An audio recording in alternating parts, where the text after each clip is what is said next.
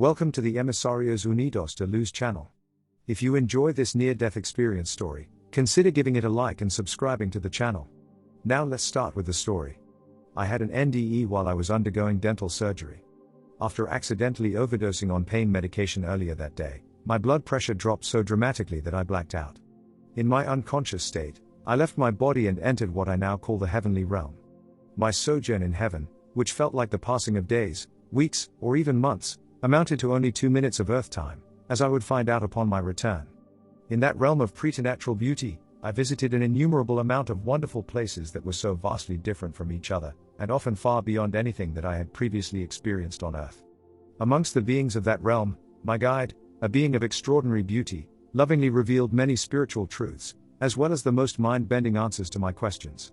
She and the light beings that accompanied us were dressed in beautiful, diamond-like, glistening robes. I knew by the way they radiated light that they were spiritual beings, or beings of light, who only appeared physical. It was astonishing to me that the light beings were, in fact, the spiritual essences of people I recognized as my closest friends on earth. As on earth, so in heaven, those beings were the kindest, most caring, and most sensitive, those with whom I could trust my most embarrassing or darkest secrets. With those beings, I shared moments of joy and happiness, and through the unconditional love my friends expressed towards me, I came to experience God in that extraordinary place. Upon my arrival in heaven, I found myself in an immense room with walls and ceilings made of pure crystal that emitted a mesmerizing crystalline light. As I looked upward in that vast space, translucent screens appeared, displaying scenes from my past, present, and future in what I would describe as a multi-life review. During the review, memories from my current incarnation, as well as from past and even future lives, were shown. In excerpts of my veiled history, I reviewed my existence from the moment of my inception as a spirit being to the present incarnation. I saw through that series of images that I had lived countless lives, yet what was revealed to me exceeded my limited understanding of life, reincarnation, the spirit's journey, and the order of the universe. In the vastness of the universe and the meticulous precision with which it is organized, it was revealed to me that each of us chooses to reincarnate in places that evolve us in accordance with our divine purpose. In the most astonishing and wonderful memory, I saw myself appearing before a throne known as the Throne of Heaven, in a majestic domed hall at the center of a city where God's presence is most prevalent and pervasive.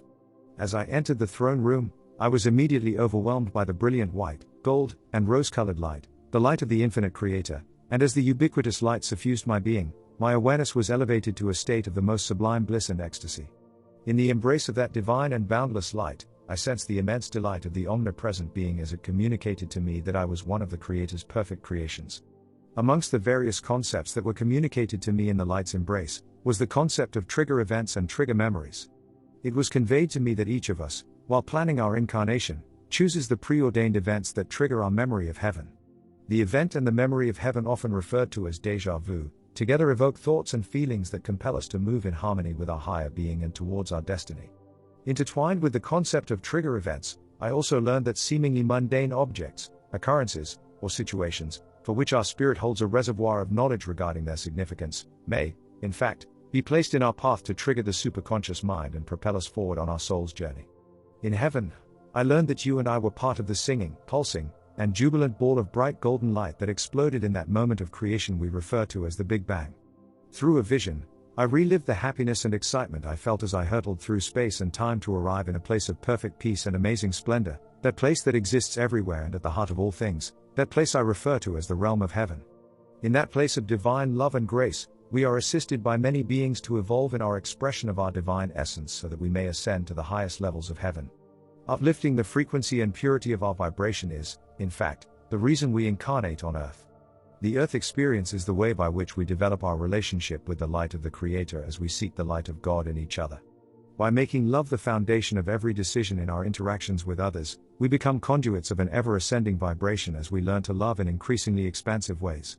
One should always remember that earth, as the home of the physical human body, is merely a temporary experience. Heaven, on the other hand, could certainly be said to be our real home, but as we mature spiritually, we ascend to even higher levels until we merge once again with the Creator, our true home. Heaven, however, is not the destiny of everyone when their life in the physical body comes to an end. Heaven is a place of divine love and becomes our destiny when we have learned to make that love the focus of our existence.